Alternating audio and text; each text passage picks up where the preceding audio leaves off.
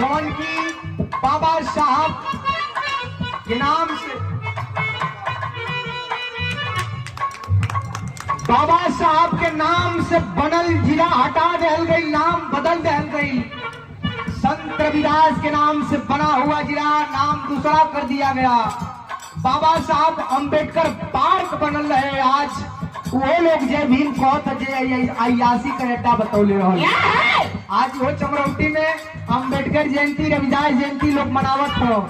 ये समाज काहे न पूछत हो कि आखिरकार संविधान का सबसे पहले के विरोध कैले रहा। बड़ी बात थी, हम नाम ना लेवल चाहो।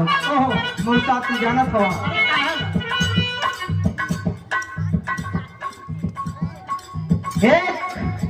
अभी कल की ताजी घटना बता रहा हूँ। कमी अपने में हो।